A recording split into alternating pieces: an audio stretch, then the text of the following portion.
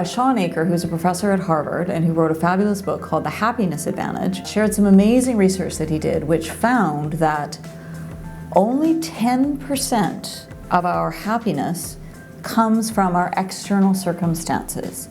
90% of our ability to be happy and to show up to things comes from our internal responses to that.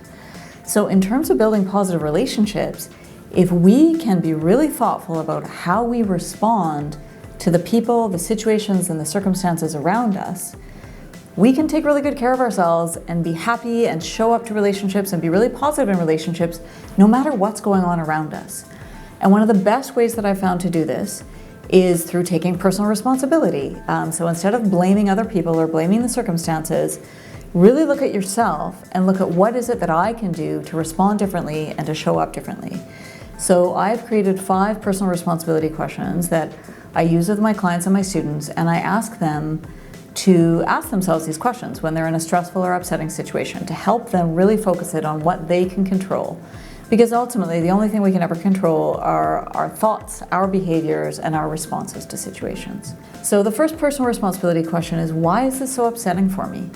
This helps us understand what's going on? Why is this triggering me so much? Or what's the big deal? It helps us really understand the source of our stress or the source of our upset. The second question to ask ourselves is, how did I contribute to this? So, I have a lot of clients who say to me, well, I'm not doing anything. It's all this other person. I haven't said a word to them. I'm just taking it. Well, that's how you're contributing to it. You haven't actually engaged with them. You haven't told them what they're doing that's upsetting for you. You haven't given them feedback. So it might be something little like that, or it might be something bigger where you've actually contributed to the dynamic in the relationship and made things a little bit more difficult.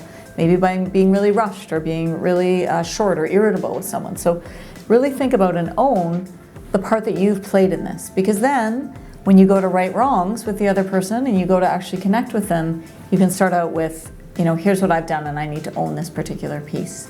So the third question we want to ask is, how can I learn from this situation? So often we get really focused on how stressed out we are, or how things aren't going well with this other person, that we're not actually looking at, well, what can I learn and what can I do differently the next time? So that's going to help us shift into a growth mindset, which is going to help us then move forward in the relationship. So the fourth question we want to ask ourselves is, what can I do about this situation? So this is where we actually, now we've figured out why it's so upsetting for us, we've figured out how we've contributed to it, we've figured out what we can learn from it, but now we got to do something, right? So this is actually thinking through solutions. What are the specific strategies that I can use to resolve this situation? So the final question is, what can I do differently next time? Because we don't want to keep getting into these situations, right? Ultimately, what we want to do is learn, grow, and then make different choices next time. So asking ourselves this question allows us to reflect, and then when we're in a similar situation next time, whether it's dealing with a difficult person or being in a stressful situation,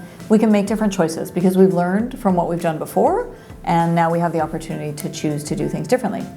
And that's going to reduce our stress, and it's also going to help us improve our relationships.